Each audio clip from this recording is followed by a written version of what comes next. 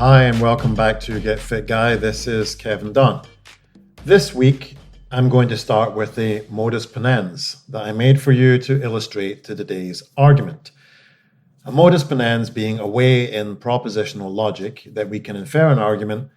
It starts with premises and leads to a conclusion. 10,000 steps a day is the right number of steps for health. I walk 10,000 steps a day. Therefore, I am healthy.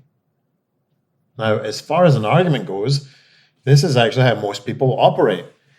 They see that number, then go out and splash some cash on a Fitbit, Whoop Band, Apple Watch, Garmin, or whatever other brand of wearable fitness tracker and go and get their 10,000 steps a day. As long as you've hit that benchmark, you're good. But as an argument, this is actually invalid. Because for an argument to be valid in formal logic, the premises have to be true and lead to a conclusion which is true. Now, there are many people out there who are doing 10,000 steps a day or more who are unhealthy.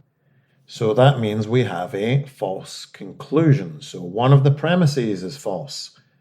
Now, if you are wearing a tracker, you can see how many steps you've made. So the second premise, I walk 10,000 steps a day, is true. So it has to be that the first premise, 10,000 steps a day is the right number of steps for health, is in fact false. False premises lead to false conclusions and make for invalid arguments. I love propositional logic. So, if this premise is false and the 10,000 steps a day argument is invalid, how on earth did it come to be such a widely held belief? Well, like many of the things that we hold so dear, it was the result of viral marketing, not based in any science whatsoever. In 1964, the Olympics were being held in Tokyo, and there was a bit of an obesity problem in Japan, and as a result, there was a big push for awareness around fitness at that time. At the same time as this, one of the world's first wearable fitness devices, which was a pedometer that you wore around your waist like a belt, was introduced in Japan. The idea was that walking was something almost everybody could do. You don't need any special equipment like a barbell to go and do it, and you can start it without any coaching or training. You literally just get and go. Now, in addition, for those cunning marketing people, the Japanese character for the number 10,000 somewhat resembles a person walking. So the concept of manpoke was born, which literally means 10,000 steps. This idea then spread from Japan to the rest of the world. So, marketing aside, is there any science behind this completely arbitrary number? Well, one study from the University of Sydney showed that 9,800 steps a day reduced the risk of dementia by 50%, and just 3,800 steps a day reduced the same risk by 25%. Another study by the University of Ghent in Belgium showed improvements in obesity and diabetes risk in the 866 participants.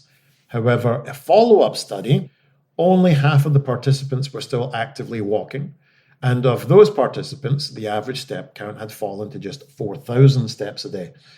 Reasons cited included social isolation when walking compared to other activities. For me personally, the problem with 10,000 steps isn't the arbitrary number, it's the effort. I think it's very easy to see that 10,000 steps walking up the face of Mount Kilimanjaro is a lot more difficult than 10,000 steps a day walking from the sofa to the refrigerator. So I would rather that people think about METs.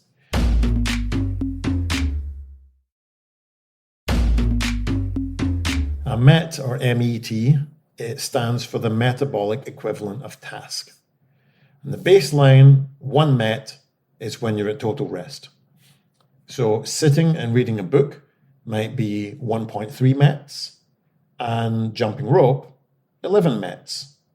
So we can see that the amount of energy used in jumping rope, again, depending on factors like your own body weight, how fast you're jumping rope, what the weight of the rope is, because you get heavy ropes, you get speed ropes, but it's 11 times or significantly more than the energy expended doing nothing. The same goes for walking your 10,000 steps. The metabolic output of walking on a flat treadmill at 3 miles an hour is always going to be less than walking outdoors up an incline at 5 miles an hour. There are some online METS calculators which won't be entirely accurate, however, could still point you in the right direction if you aren't really sure that training with more intensity will be better for you than training with less intensity. As always, there's lots of nuance here. Please don't send me any hate mail that you can't walk fast because you have some kind of condition that I could not possibly know anything about. This is a general podcast for the general population, and main character syndrome is a real thing. In fact, let's talk about intensity. It's one of the hallmarks of, or it's least discussed in, CrossFit. Now, they use this equation where they've got force, distance, and time.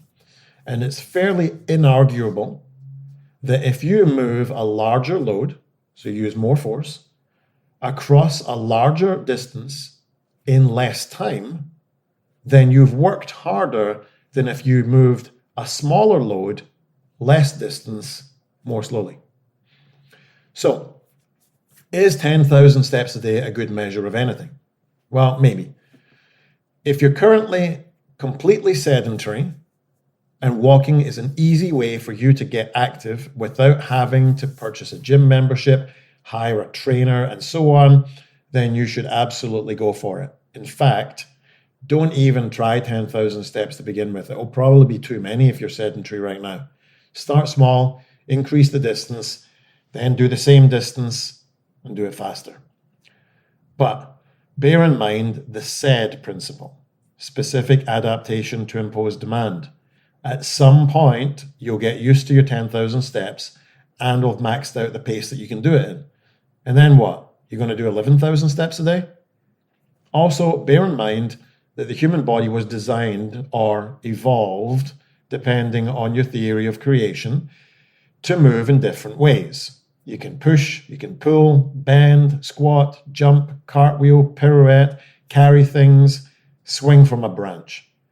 If you only see your daily movement prescription as being 10,000 steps, you're only ever working on a single motor pattern moving a single direction, since I doubt anyone's out there doing 10,000 sideways or backwards steps. This lack of movement variety is perhaps in the long term not healthy. The best approach is to have exposure to as many patterns and degrees of freedom in as many combinations as you can. This being done whilst also thinking about how you could move more load, more distance in less time. Walking also does not address Wolff's law on bone adaptation, which is that bone will increase density and strength in response to the stress it's placed under.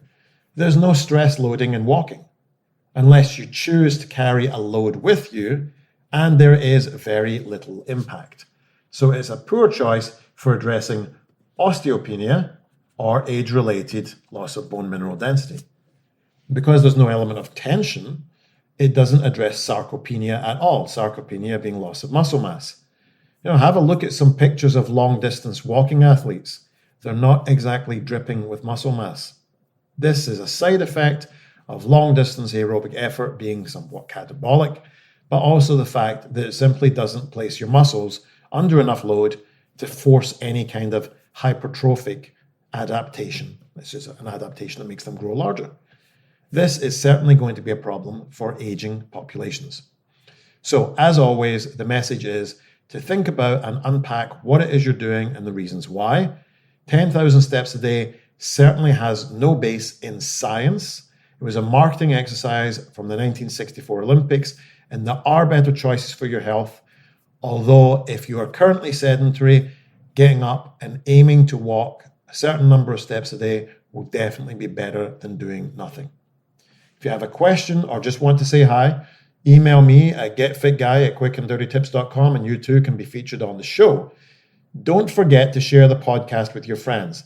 Get Fit Guy is a quick and dirty tips podcast thanks to the team at Quick and Dirty Tips, Morgan Christensen, Holly Hutchins, Davina Tomlin, Cameron Lacey, Brennan Getchis, and me, Kevin Dunn. If you have a question, leave me a voicemail, 510-353-3104, or send me an email, getfitguy@quickanddirtytips.com. Visit the same website, check out the show notes in your podcast app. Bye.